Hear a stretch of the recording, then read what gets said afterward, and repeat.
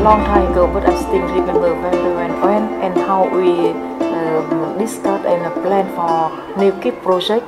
It was in 2004. We start to think about how to do research intervention in Vietnam to improve newborn care. I think it's a key thing that how to use knowledge into practice.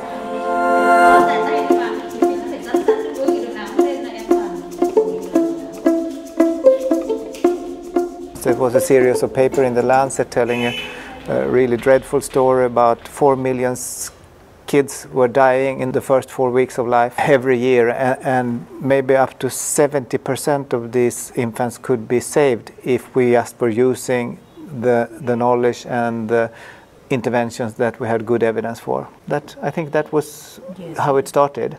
Yes. And so then we start to do the baseline to collect the own data from the Quang Ninh province. And the highest neonatal mortality happen in the mountainous area, and where there are the people belonging to the minority. And also they have a very difficulty in transportation. And we also found that we have very high home delivery in those remote areas. It's much higher. It's 4 times higher than official data. So we think that we need to do something to improve neonatal health and reduce the neonatal mortality. We had a lot of discussions in the research team, and we decided to test an intervention that would be built on community participation. We should have local stakeholders, people from the health services, local politicians, and also representatives of the women's union, because all those people were in one way or another responsible for health and welfare in the local setting. And if they met and discussed about the local problems, trying to find solutions to those problems, maybe that could reduce the newborn mortality. We had the idea about facilitators, someone that should facilitate the improvement process in these groups. And for that we decided to recruit women from the Women Union. We felt that if we should recruit nurses or doctors to that role, maybe it should be too much of a technical discussion regarding medical matters, much more than initiating processes of change.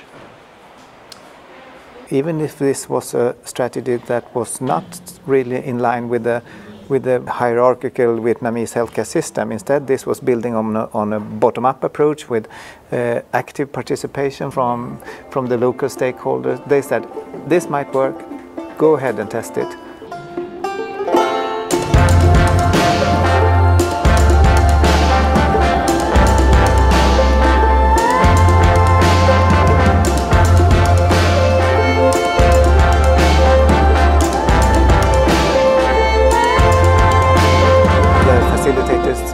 Started to come once a month to work using the PDSI cycle on identifying problems and finding out good activities to solve the problems.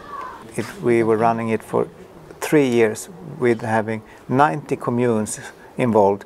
46 of them were the control communes, which just continued to work as they did before. But in the intervention communes, we implemented this group. So it's very interesting to see different kinds of problem and different kinds of their solution.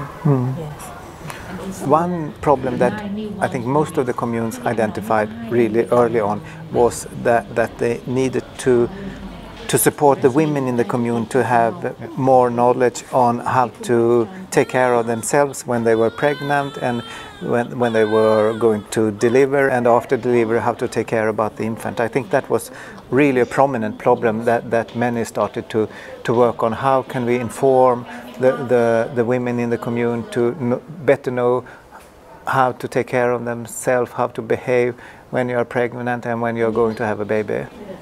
We had an intermediate evaluation of outcomes halfway through the project, and at that time we could see no differences between intervention and control communes, and we were a little bit disappointed that it seems that our intervention didn't help at all. But then something happened the third year, because in the third year when we evaluated all 3 years, we could see that neonatal mortality rate, it decreased with about 50% in the intervention communes. But that was 3 years ago, and now this autumn we are coming back to the Quang Ninh province because we want to see what has happened during the 3 years after the trial.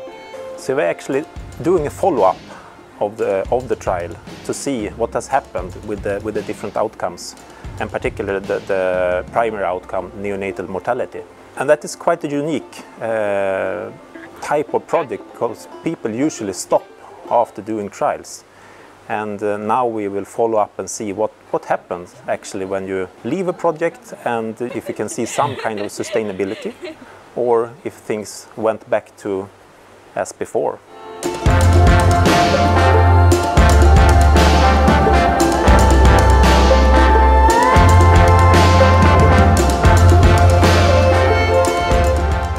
Before the NeoKIP, 0% of pregnant women have antenatal care in the community health center. But after 3 years, 100% of pregnant women. And now it's still keeping, the result is still keeping and maintaining. That's very good. Good to hear. Nu ska vi träffa en familj som har ett litet barn och se hur de har det. They are very poor and they plan to give birth at home. Both Mr. Doe and son, the midwife, came here by motorbike. And Madam Son also says that the first time she came here and tried to convince the mother to come to CSC for antenatal care. She seen refuse and she ran behind the house. And after Mr. Poe explained for her by her language, so she agreed for Madam Son to exam here. They also know that the mother have anemia, so she said that please go quick because it is open 3 centimeters already, and it takes them more than 1 hour to go from here to CSC, even by motorbike, because it's during the night. And this is quite fantastic results. And we have now published a lot of reports on this. In total, we have published 14 research papers on different kinds of findings. Everybody know about it. We have a guideline, we have material, and we have policy. Yeah, but the implementation is very, very weak. So this kind of research is very much encouraged by Ministry of Health and also at the higher level. Yeah. With this method, we have 3 good conditions for our activity. It's accessibility, it's availability, and it's sustainability. We believe that our activity is very good for our people.